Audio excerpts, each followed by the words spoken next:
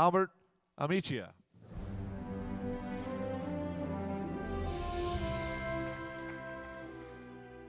In fact, forgive me, Bob, I want to say a few words because the next session is a very important session about sport and globalization.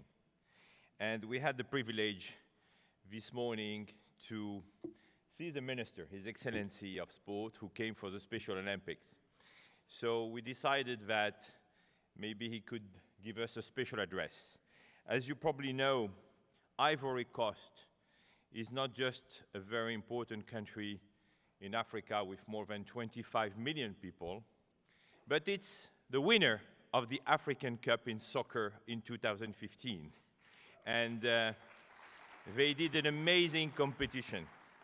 It is also a country, for many of you, you know, the famous Didier Drogba, and who also has a great foundation.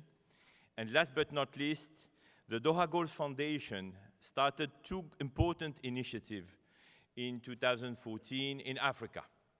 One in Gabon, where we implemented some soccer fields and basketball fields in Port-Gentil, and one in South Africa for disabled kids, where we were able to provide them some prostheses. So we are very happy to listen to His Excellency, the Minister of Sport, François-Albert Amicia, just before the session of Sport and Globalization. Please take your headset. His Excellency will speak in French. Monsieur le Ministre, merci d'être avec nous. Merci bien, Monsieur Attias. Je voudrais vous dire bonjour au nom du gouvernement de la Côte d'Ivoire et vous dire tout le plaisir qui est le nôtre de nous retrouver cet après-midi parmi vous. Comme vient de le dire M. Attia, la Côte d'Ivoire a remporté la dernière Coupe d'Afrique des Nations de football et c'est le pays de M. Didier Drogba qu'on connaît, qui a évolué à Chelsea et qui a évolué dans différents clubs. Nous sommes ici dans le cadre de Special Olympics. Nous avons accompagné une délégation de près de 90 athlètes avec une délégation officielle. Et ce qui nous a marqué et ce qui nous motive, ce sont trois mots. Trois mots: détermination,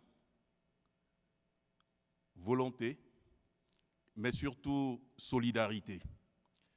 Solidarité, c'est ce qui doit nous guider. Nous avons pour philosophie de notre politique de faire du sport pour tous. Le sport pour tous, cela inclut donc tous ceux qui se sentent marginalisés, tous ceux qui sont quelquefois laissés pour compte. Et c'est pour cela que nous sommes ici avec le Comité national de Special Olympics. C'est un comité qui a été mis en place il y a très peu de temps et comme vient de dire M. Attia, Doha Goals intervient en Afrique. En Afrique, pour le moment, dans 2 pays, et notre souhait est qu'il puisse intervenir dans un 3e pays, qu'il puisse intervenir en Côte d'Ivoire. Car la Côte d'Ivoire, c'est la porte ouverte sur les pays de l'Afrique de l'Ouest. La Côte d'Ivoire, c'est la porte d'entrée du milieu francophone africain. Et en s'installant en Côte d'Ivoire, ce ne sera pas une initiative nationale, une initiative locale, ça sera une initiative sous-régionale qui intéresserait tous les pays de la sous-région appartenant à ce que nous appelons l'Union économique monétaire de l'Ouest africain, l'UEMOA. Alors pourquoi prévoir des infrastructures pour des handicapés intellectuels? Dans nos pays, le sport est une pratique, mais n'est pas encore une pratique professionnalisée. Et c'est pour cela qu'au niveau du gouvernement de la Côte d'Ivoire, des initiatives et des dispositions sont prises pour professionnaliser le sport. Mais la professionnalisation du sport n'intéressera qu'une élite. Or, il nous faut permettre à tous de pratiquer le sport. Et les infrastructures qui existent actuellement ne sont peut-être pas les mieux adaptées. Il nous faut prévoir des infrastructures qui conviennent à cette catégorie de personnes, ceux pour lesquels nous sommes ici, et pour lesquels je voudrais, au nom du gouvernement ivoirien, féliciter les initiateurs, les organisateurs, car au cours de la cérémonie d'ouverture, nous avons entendu des messages très forts.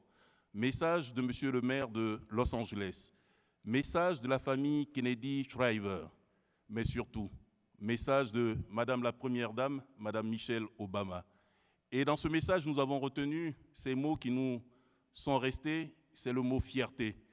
Nous devons permettre à ces handicapés d'être fiers d'eux-mêmes, mais nous devons leur montrer notre fierté devant leur prouesse. Et c'est en ce moment-là que doit jouer la solidarité. En Côte d'Ivoire, nous avons commencé par acquérir un terrain qui va abriter ces infrastructures sur une superficie de 10 hectares. Mais il nous faut construire des infrastructures qui vont permettre la pratique du sport, mais également la formation, car pour la plupart de ces jeunes handicapés intellectuels, il n'y a pas de structure de formation spécialisée qui existe. Et le Comité national spécial olympique de Côte d'Ivoire souhaite non seulement permettre la pratique du sport, mais permettre aussi la formation et permettre à ces jeunes gens de pouvoir se prendre en charge dans la société, d'avoir leur place dans la société et de pouvoir dire un jour, grâce à la solidarité nationale, grâce à la solidarité internationale, nous nous sommes affirmés, nous sommes devenus autonomes, nous sommes devenus indépendants. Voilà le message que je tenais à vous faire partager et je suis sûr, connaissant votre cœur, connaissant vos pratiques, connaissant votre esprit de solidarité, que ce message sera entendu et qu'à la prochaine édition de Doha Goals, on pourra vous dire qu'il y a eu une intervention et que nous avons commencé le travail pour permettre aux handicapés intellectuels de la Côte d'Ivoire et de toute la région ouest africaine de se prendre en charge. Je vous remercie.